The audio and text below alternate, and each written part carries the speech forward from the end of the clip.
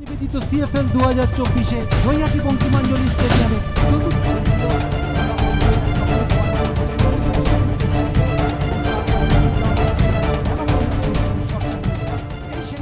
নমস্কার দর্শক বন্ধুরা, এক্সট্রা টাইম বাংলায় আপনাদের সকলকে স্বাগত। রয়েছি নৈহাটির বঙ্কিমাঞ্জলি স্টেডিয়ামে এবং আজকে কলকাতা লিগের খেলায় কিন্তু ইস্ট বেঙ্গল আটকে গেল। তারা কিন্তু ড্র করলো ক্যালকাটা কাস্টমসের বিরুদ্ধে এবং গ্রুপ বি এর এই ম্যাচটা অত্যন্ত গুরুত্বপূর্ণ, কারণ এই দুটো দলই কিন্তু গ্রুপের ওপরের দিকে ছিল। একদিকে ইস্ট বেঙ্গল তারা দ্বিতীয় স্থানে ছিল, অন্যদিকে কাস্টমস তৃতীয় স্থানে ছিল।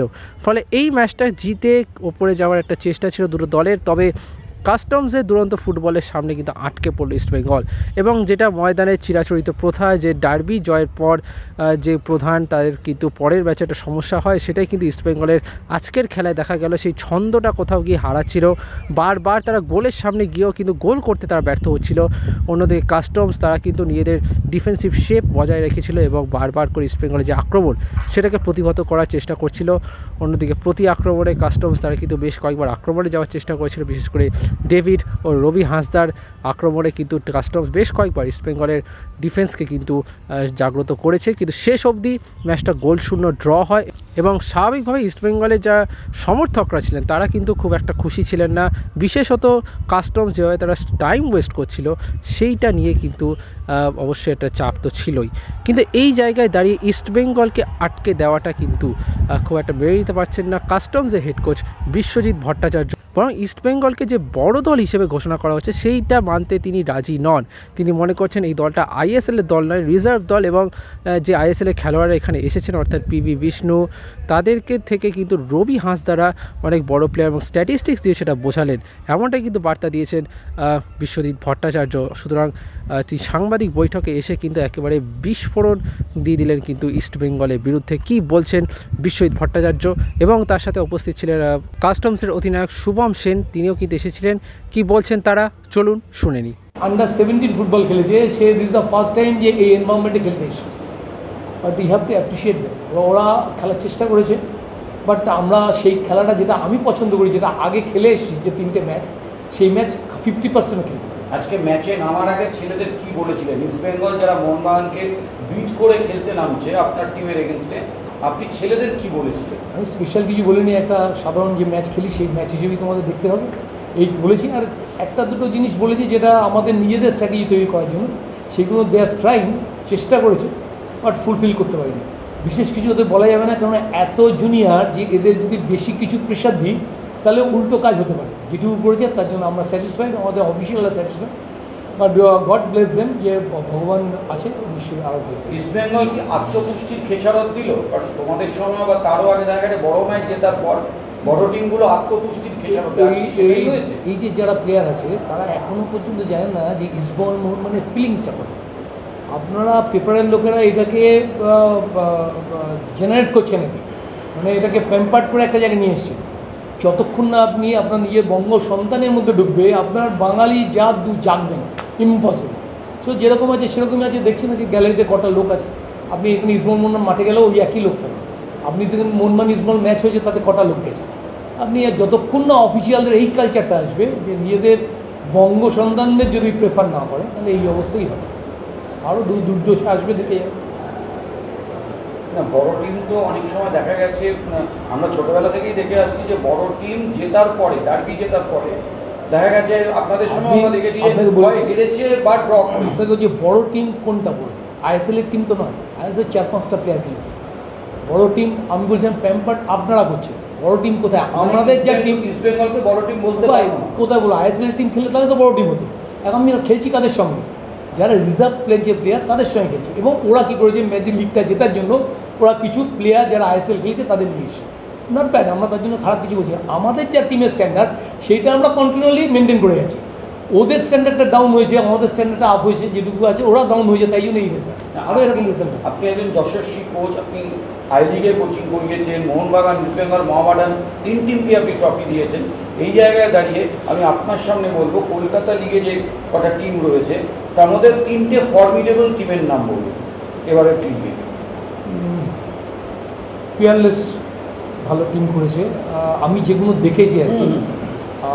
এগেন্সট ডায়মন্ড হারবার এরিয়ান খুব ভালো খেলেছে। আর আমাদের টিমটাকে বলতে পারি, তার মানে এই মেন টিমটা ছাড়া। তিনটে ফর্মিডেবল টিমের মধ্যে আপনি মোহনবাগান, ইস্টবেঙ্গল বা মোহামেডানকে দেখতে পাননি? না, আমার সেরকম লাগেনি। ম্যাচের পর গ্যালারিতে তোমার বিরুদ্ধে ইস্টবেঙ্গল সমর্থকেরা তোমার অ্যান্টি স্লোগান দিচ্ছিল, এটা তোমার কাছে কতটা তৃপ্তির? তৃপ্তির কী আছে, আমি তো মাঠে নেমেছি খেলার জন্য, আমি যেই দলের হয়ে খেলবো সেই দলের আমি 100% দেবো। তো আমি খেলেছি, দর্শকের মনে হয়েছে আমাকে দুটো বাজে কথা বলে তারা আনন্দিত পাবে, আনন্দ পাবে, সেটাতে আমি তো আর আটকাতে পারবো না। আমার যেটা কাজ আমি সেটা করবো, সেই যখন যেই টিমের হয়ে খেলবো সেই টিমের হয়ে। তুমি তো এক মরশুম মধ্যে ইস্টবেঙ্গলেও খেলেছো? আমি 3 মরশুম খেলেছো। আজকে ম্যাচের আগে তোমার মানে মেন ট্যাকটিক্সটা কী ছিল? ট্যাকটিক্স আলাদা করে কিছু না, যেমন সব ম্যাচে যেমন স্যার আমাদের গাইড করে দেয়, যেরকমভাবে যা আমাদের গাইডলাইন থাকে সেই অনুযায়ী আমরা করেছি। এক্ষেত্রে কি কোচ বিশ্বজিৎ ভট্টাচার্যটাই কি ফ্যাক্টর হয়ে গেল আজকে ইস্টবেঙ্গলের পয়েন্ট কারণে, নাকি তোমাদের যে দলগত সংহতি সেটা ইস্টবেঙ্গলের পয়েন্ট কাটলো? এটা একটা টিম, তো স্যারও আমাদের টিমের পার্ট, তো কোচ প্লেয়ার সবাই মিলে একটা দল, হারলে আমরা সবাই একসাথে হারি, জিতলে আমরা একসাথে জিতি, তো আমাদের সবাই মিলে আমরা জিতে ড্র করেছি ম্যাচটা, বাড়তি আলাদা কিছু নেই। শুভম, ইস্টবেঙ্গলের যদি দলের কথা বলি, সায়ন, বিষ্ণু, তারপরে আমান, জেসন, বেশ কিছু বড় বড় প্লেয়ারের নাম রয়েছে, বেশ কিছু বড় বড় প্লেয়ারের, যারা প্রতিনিয়ত খবরেও থাকছিলেন এই সময়। তো যখন খেলতে নামছিলেন, তো সেটা কি একটু মাথার মধ্যে ছিল যে চাপে ছিল এই প্লেয়ারগুলোকে? না, আমার কোনো এসব নিয়ে কোনো চাপ নেই, তারা খুবই ভালো প্লেয়ার, তারা আইএসএল খেলছে, রেগুলার খুব ভালো পারফর্ম করছে।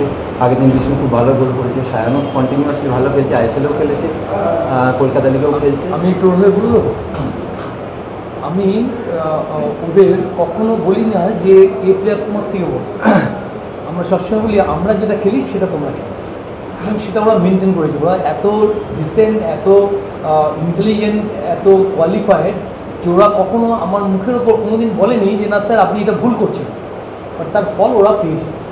ও বলতে যাচ্ছিলো যেটা, সেটা হচ্ছে যে আমরা বিষ্ণু, আমাদের জানেন নরহরি সিস্টেম বলে একটা প্লেয়ার আছে, গত বছরে 13টা গোল করেছে, সে সন্তোষ ট্রফিতে 9টা গোল করেছে। এই রবি হাসদা 8টা গোল করেছে, এই রবি হাসদা এখন 4টে গোল করেছে, ডেভিড 3টে গোল করেছে। তাহলে why you talking about the Vishnu, why not Dev? আমার কোশ্চেনটা ওখানে, আপনারা প্যাম্পার্ড যাদের করছেন তাদের পারফরমেন্স আজকে দেখুন। ইস্টবেঙ্গল মোহনবাগান আমরাও জিতেছি, তো ইস্টবেঙ্গল মোহনবাগান তো কাস্টমসও আগে জিতেছে, পোর্ট্রাস আগে কতবার জিতেছে। আপনার অনেক ছোট টিম যারা আপনি বললেন ভবানীপুর, আপনারা আরও টিম আছে রেনবো, এরাও বড় টিম জিতেছে। তাহলে বড় টিম কাকে করবেন? আপনি যাকে বলবেন তো, আপনি বিষ্ণুই, আপনি তো আপনাদের রবি হাসদা, আপনি দেখুন কম্পেয়ার করে। রবি হাসদা খেলছে, তার টিমের 7টা প্লেয়ার আছে যারা দিস দ্য ফার্স্ট টাইম, এটা তো আপনারা বলছেন যাদের বড় টিমের এগেন্সে খেলছে, ফার্স্ট টাইম তারা অ্যাপিয়ারেন্স আছে ফার্স্ট। ন্যাচারালি আমরা যদি তাকে আপনাকে বলি যে বড় সাংবাদিক, তবে আরেকজন কী হবে, আরেকজনকে ছোটো করা হবে। আমি কেন ছোটো করতে হবে? আমার ছাত্র, আমার ছেলেরা, ওদের যেই বুস্টআপটা দিয়েছে তাতে ওরা সেই কাজটা করেছে এবং সাকসেস। আমার ছোট্ট একটু ওইটুকুই অ্যাডভাইস আছে, তার বেশি কিছু।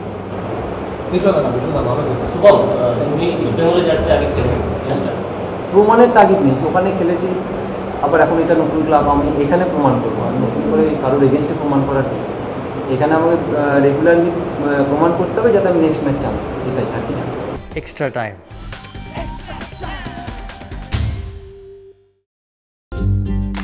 লেটেস্ট নিউজ আর এক্সক্লুসিভ ভিডিওর সঙ্গে আপডেট থাকতে এখনই সাবস্ক্রাইব করুন আমাদের ইউটিউব চ্যানেল। বেল আইকনে ক্লিক করতে ভুলবেন না যেন।